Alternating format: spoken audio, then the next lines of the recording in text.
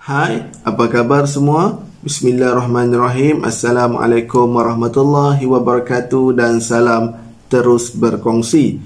Jom kita belajar Bahasa Melayu tahun 6, Sekolah Jenis Kebangsaan. Baiklah, kali ini kita akan belajar dalam tema yang ke-10, iaitu semarakkan pertanian kita.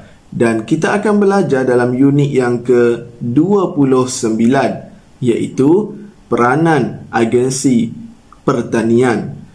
Jadi adik-adik bolehlah merujuk buku teks Bahasa Melayu tahun 6 Sekolah Jenis Kebangsaan pada muka surat 152. Baiklah, standard kandungan yang kita akan belajar kali ini ialah 2.5, iaitu membaca, memahami dan menaakul untuk memindahkan maklumat yang terdapat dalam pelbagai bahan dengan betul. Seterusnya, standard pembelajaran pula yang kita akan belajar kali ini ialah 2.5.1, iaitu membaca dan memahami bahan untuk memindahkan maklumat dalam bentuk grafik. Baiklah, objektif pembelajaran yang kita ingin capai dalam pembelajaran kali ini ialah murid-murid dapat mencatat maklumat dalam bentuk grafik dengan betul. Baiklah, jom kita baca bersama-sama petikan yang bertajuk fungsi risda yang terdapat dalam buku teks kamu ini. Kawan-kawan, sila dengar penerangan saya ini, kata Ruben.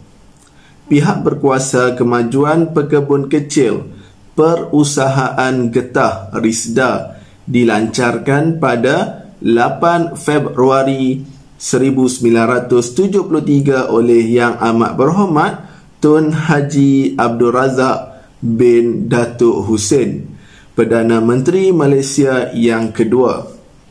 Tujuan Risda ditubuhkan adalah untuk membentuk masyarakat pekebun kecil getah yang progresif.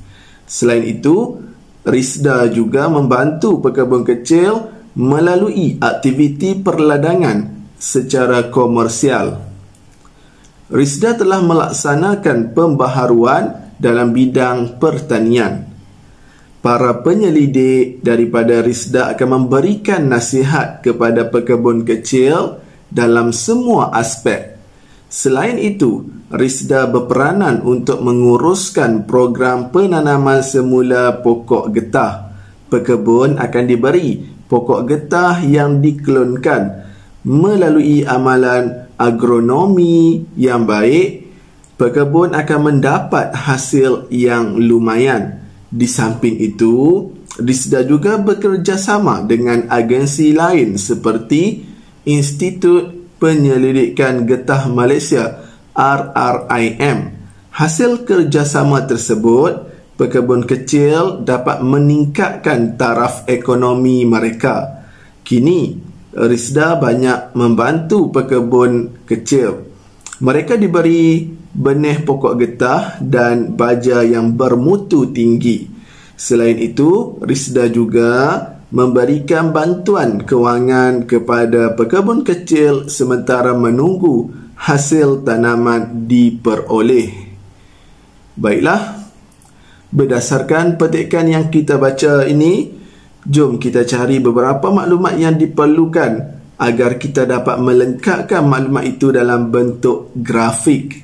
Baiklah, yang pertama, objektif, iaitu objektif penubuhan Risda. Bila kita baca petikan sebentar tadi, antara objektif yang kita dapat kenal pasti ialah yang pertama, membentuk masyarakat pekebun kecil getah yang progresif, dan yang kedua, membantu pekebun kecil melalui aktiviti perladangan secara komersial. Kemudian, fungsi, iaitu terdapat beberapa fungsi Risda. Yang pertama, memberikan nasihat kepada pekebun kecil dalam semua aspek. Yang kedua, menguruskan program penanaman semula pokok getah. Yang ketiga, bekerjasama dengan agensi lain. Yang keempat, memberi benih pokok getah dan baja bermutu tinggi. Dan yang kelima, memberi bantuan kewangan sementara menunggu hasil tanaman diperoleh. Seterusnya, faedah, iaitu faedah hasil daripada penubuhan risda. Yang pertama yang kita dapat kenal pasti, pekebun mendapat hasil yang lumayan. Yang kedua, meningkatkan taraf ekonomi pekebun. Jadi, ini antara maklumat yang kita perlukan supaya kamu dapat lengkapkan grafik yang ada di bahagian bawah petikan dalam buku teks kamu. Jadi, jangan lupa untuk lengkapkan maklumat-maklumat ini dalam bentuk grafik. Jadi, itu sahaja pembelajaran kita untuk kali ini. Semoga apa yang kita belajar kali ini memberi manfaat, seterusnya membantu kamu untuk meningkatkan penguasaan dalam subjek bahasa Melayu. Semoga kita berjumpa lagi dalam pembelajaran yang akan datang. Sekian, terima kasih. Bye-bye.